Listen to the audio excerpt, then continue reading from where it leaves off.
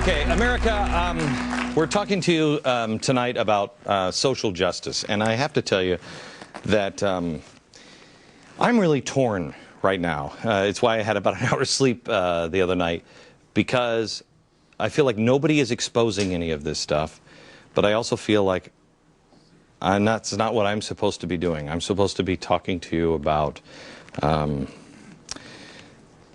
just correct principles and getting back into the flow of God. And I don't care what God it is that you worship, what church you go to.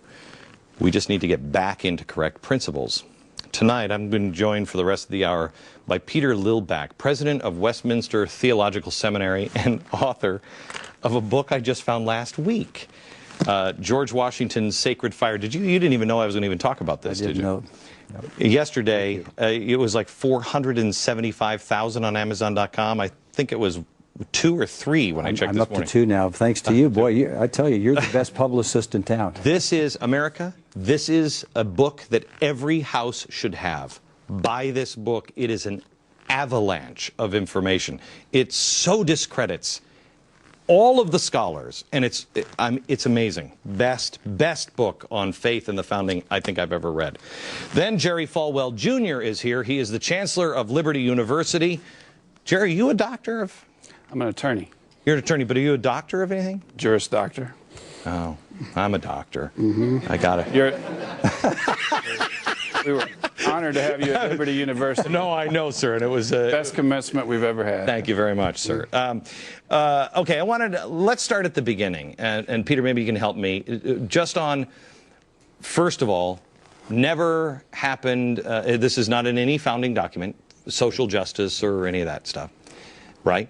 The phrase social justice cannot be found in the Constitution or the Declaration of Independence. Okay. It also is, it's not found in the Bible. No. Okay.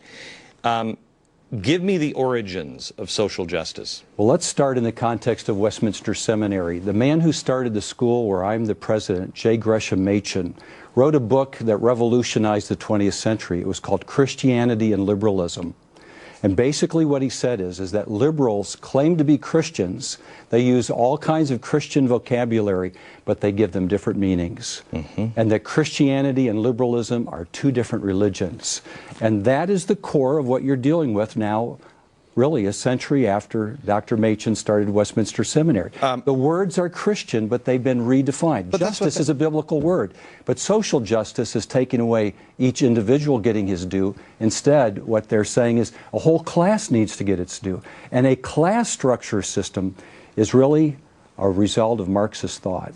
Okay, who is Reverend Harry Ward?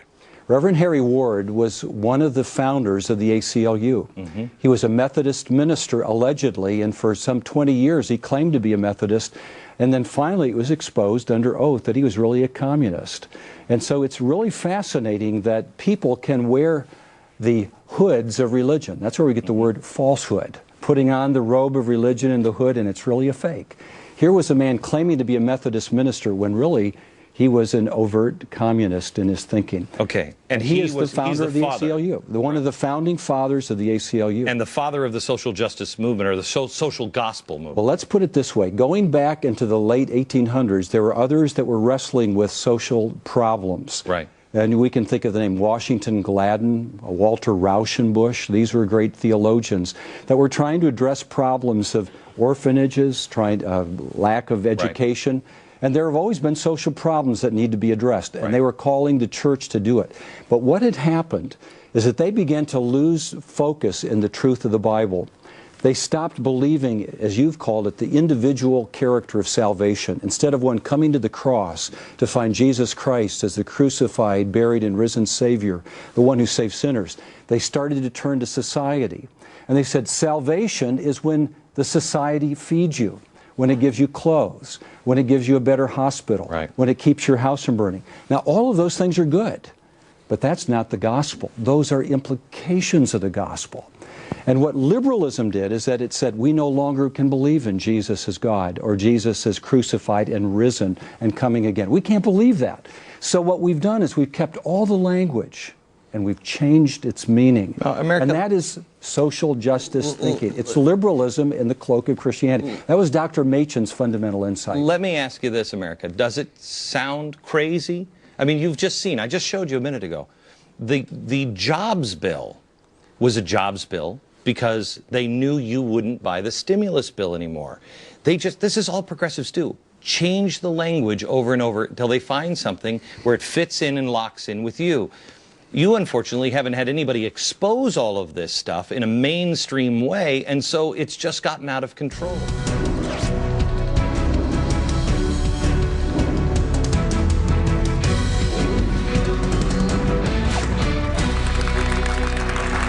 America, I know we have an election primaries going on today, and everybody is thinking about how do we fix things politically, and that is all important. But I'm telling you, things are so far out of control. If we don't fix ourselves and get right with a higher power, we're in real trouble.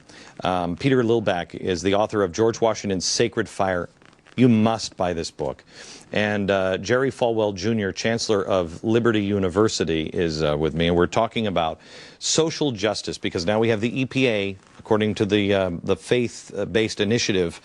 They're going to merge the EPA with churches and then offer them money to help green their churches, etc. It's insidious. Well, when I hear the Obama administration talking about eliminating the charitable deduction, it just makes me suspicious that the next step is to take the place of the church. Even when George Bush introduced his faith-based initiative, many of us were skeptical because even though his goal was to let religion and private associations help the poor because they could do it more efficiently than the government, there's still those strings that come with the government assistance, and so we shunned it.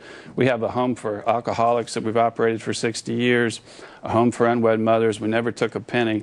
But this proposal goes beyond that, and it reminds me of what King George was doing in colonial Virginia. He required all the citizens of colonial Virginia to be members of the Anglican Church, to pay tithes to the church, and he appointed the Archbishop of the church. So he was helping God. He was doing something good, supposedly, but the real goal was power over the citizens of the state of Virginia.